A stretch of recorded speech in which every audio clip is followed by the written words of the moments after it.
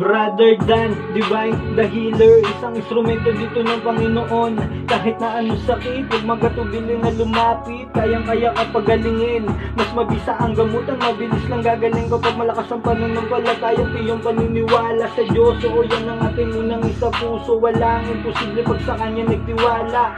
Di po kita binibiro, dito mo mararanasan paano magkaroon ng himala. Physical o spiritual na sakit, kahit ganong kalala, huwag ka pong mag-alala, si Bro Dan na po ang bahala. Nagbabahagi din ng karunungan at kaalaman na matuturing kayaman ng dasal na Latin na pananggala at gabay na pangontra para sa iyong kaligtasan.